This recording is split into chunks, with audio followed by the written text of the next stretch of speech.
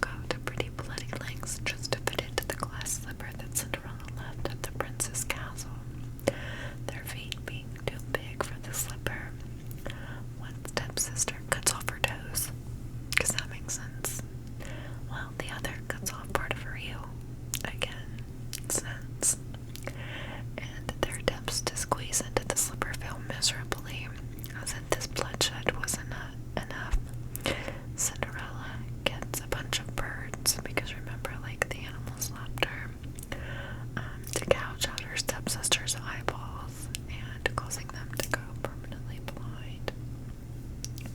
Seems like the original Cinderella was a lot more vindictive than her Disney counterpart. Like, no shit. Okay. Let's see.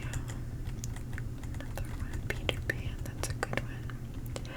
The cheery boy with the power of flight who never grows up isn't as sweet or as lovable in the original story of Peter Pan by J.M. Barrie. In fact, in the original, he's a lot more bloodthirsty, killing pirates left and right.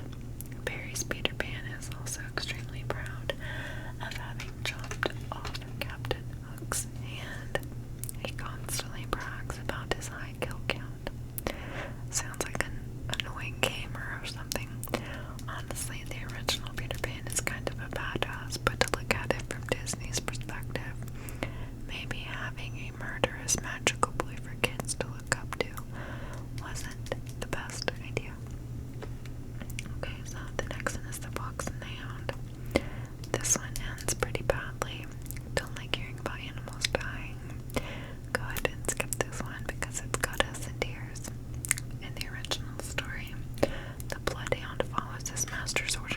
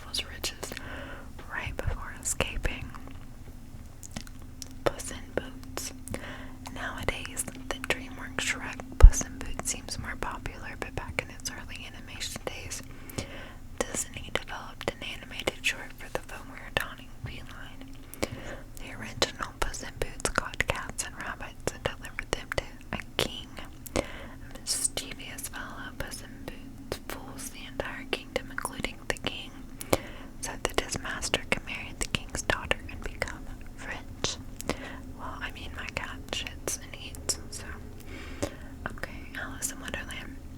Disney took some creative liberties with its Alice in Wonderland animation. It didn't change much of the book's original plot, and I have read Alice in Wonderland. Alice still triumphs over the tyrannical Red Queen, but there are a few notable differences between Lewis Carroll's version and Disney's. For one, Alice is smarter in the book, much smarter.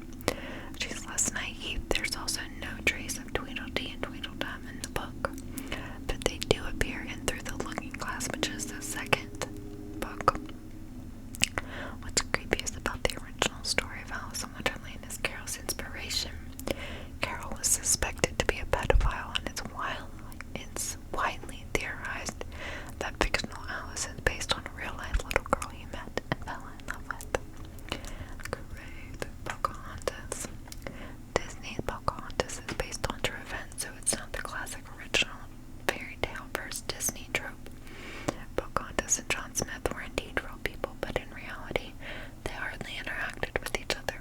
Smith was kidnapped and held hostage by Pocahontas' father, the chief of their tribe. Pocahontas saved him, but that marked the extent of their relationship.